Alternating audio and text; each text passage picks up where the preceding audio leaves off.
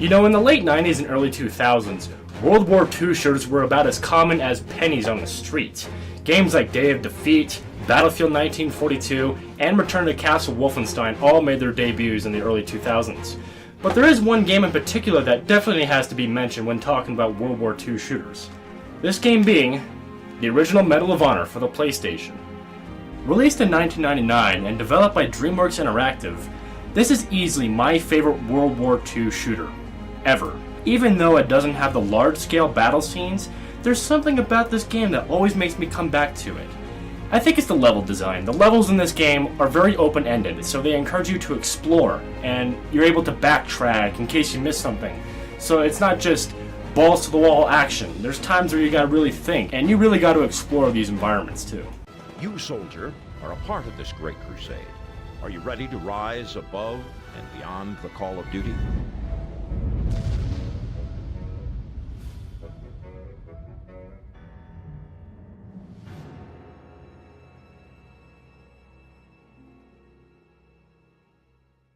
In the game, you assume the role of Lieutenant Jimmy Patterson, a former Skytrain pilot that's being recruited into the OSS near the end of the war for his brave actions. After being briefed by your commanding officer, you're dropped into the first level. You'll notice right away that the graphics are pretty good for the original PlayStation. They're sharp and appealing to look at.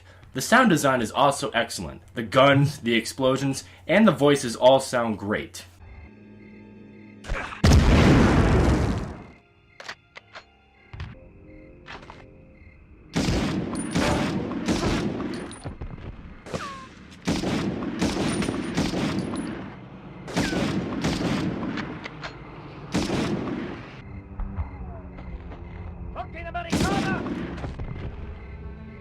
To go along with the graphics and sound, the music is phenomenal.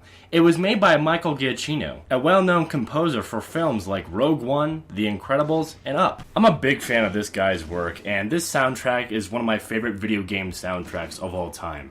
There's so many memorable tracks from it, and while you're playing the game and listening to the music, you get this like patriotic feel that you gotta fight and win for America.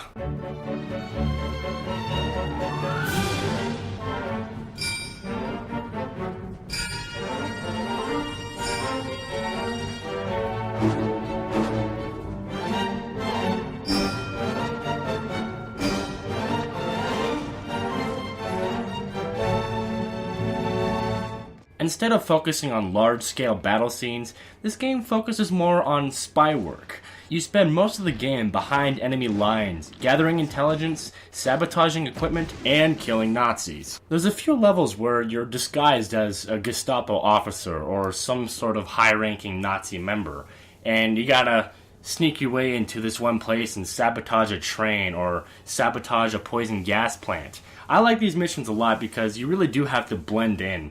Now, most of the time, it's just the first couple sections of this big mission, but still, it's pretty fun. Now, sometimes when you come across an enemy guarding a door, you're going to have to show him your papers. Now, sometimes you don't have the correct clearance for that level, so you got to go find it. Either by finding it somewhere in an office or killing an enemy that does have it. Now, the good thing about these levels is that they don't necessarily punish you for playing the level like a train wreck. So you can play the game any way you want. Now, sometimes when you do try to blend in, it just won't work, which I actually do kind of like because it makes the game a bit unpredictable. Because obviously, if all you have to do is just go around showing people your papers, it would just be the easiest level in history. Who's your commanding officer?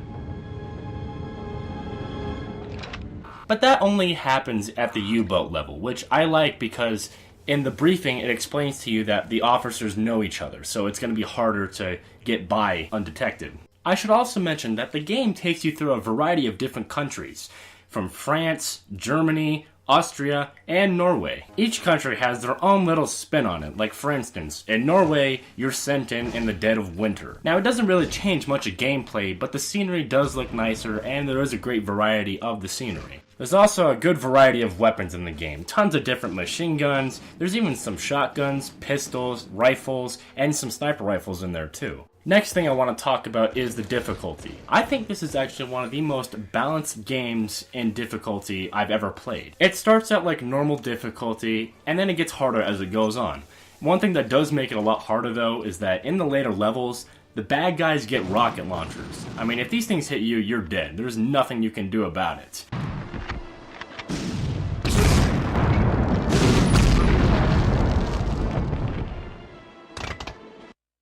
You know, I don't actually have that many issues with this game. The only issue I could really think of that bothers me is that whenever you're in a really tight space or really narrow spot, your character feels stiff and he's not very mobile in those spots, and that's where you normally get shot at the most and you'll end up dying. So that's really my biggest complaint with this game. One thing I should mention though is that the game isn't amazingly long. I mean, I can finish it in about 3 hours, and that's just me blazing through it. And you get a lot of replay value here too, with things like medals, secrets to unlock, secret codes that you can get to use in previous levels. So there is replayability here. You can also unlock a ton of multiplayer content. And speaking of multiplayer, I really do enjoy the multiplayer here in Medal of Honor. It's better than I thought it would be. There's a lot of little goofy things in this game, like for instance, you can play as a velociraptor in multiplayer. Now you might be asking, why is there a velociraptor in multiplayer? Well, this is a good time to mention that Steven Spielberg also worked on this game. Yes, the same guy who made Jurassic Park also worked on Medal of Honor. The multiplayer in this game is also pretty smooth. If you remember my GoldenEye 007 review, you'll remember that I commented on how clunky the multiplayer felt in that game. Here, while it's still not amazing, and obviously since it's only PlayStation 1 there's a little limitations there, it still feels very smooth and very responsive. It probably also helps because the maps aren't terribly big and it's only one-on-one. So instead of having 4 guys on screen at once in larger maps, everything's a little more smaller and more condensed, which probably helps it to run smoother. I will also quickly mention this. When you're playing the game, be sure to set your controls properly, because this came out at a time when people didn't really know how to use dual analog thumbsticks yet for controlling.